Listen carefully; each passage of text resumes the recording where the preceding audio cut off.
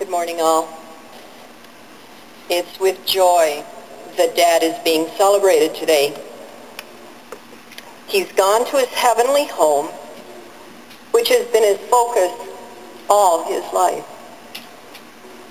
But heaven was not only the goal for his life, but his time, energy, and material resources were spent gathering as many others as he could take with him.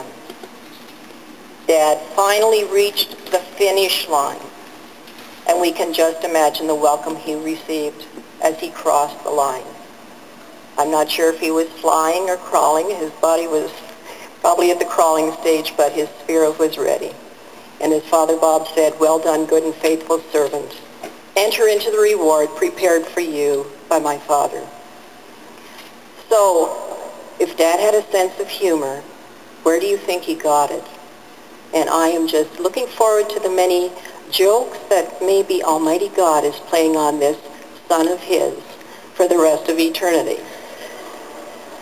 So how can we keep this man alive in our hearts? And I suggest that we can do this by learning from his life, as Father Bob described.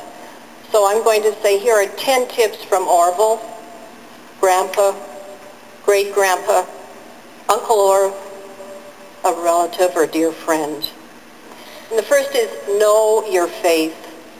Dad was studying and learning till his dying day. He never came to a point of saying, "Oh, I know it all." He was learning. He not only made tapes, he listened to them. Dad treasured his Catholic faith and nurtured it daily. And this helped him remain focused on his goal, heaven. He studied for his finals daily. The morning of the day he died, he told his caregiver he was going to die in the afternoon. When asked by someone how he felt about this, he said, "I've been waiting for this for 94 years. The evening of his death, he watched a program called In Touch by Charles Stanley. It's a Christian program he looked forward to every Sunday. And this was on at 8 o'clock. He passed away at 11. So, still working at it. EWTN was his number one on his list, and it was a sorrow to him in his final days that he couldn't manage the remote to get this going. Of course, daily Mass he'd watch on TV if he wasn't getting to it. Some of you may be surprised that unknown to you, see, I know as a child, as his kids, we've been enrolled in every praying association that he knew of. We probably should be in better shape than we are, but hey. But unknown to you, because Dad wanted to take advantage of his faith, his Catholic faith, that some of you have been enrolled in that too, without ever knowing that this man has been praying for your salvation for a long time. And he got others to join him in doing that. So his desire to have his relatives and friends in heaven forever never ended. And as Father Bob says, we can know it goes on today. Having masses offered up for particular intentions, especially the souls in purgatory, was a treasure of the Catholic Church of which Dad made very good use.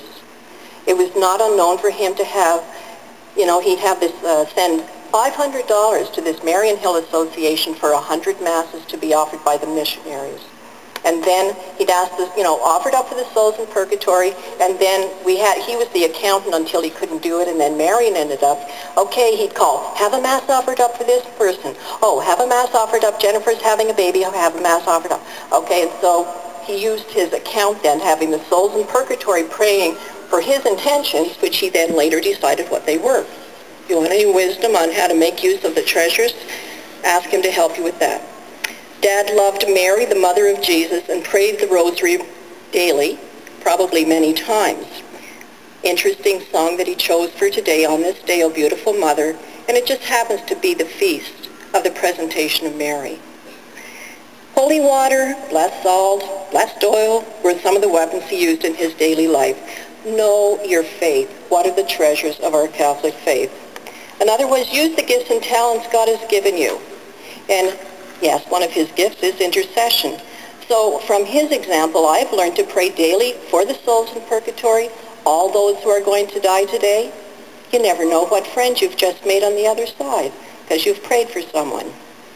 And if you paid taxes, you made it onto his daily prayer list because you paid for his pension.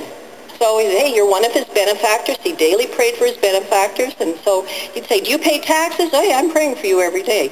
So keep paying your taxes. Have some joy. You know, there's purpose in that. And his humor, of course, will make us smile forever as we think of some of his jokes.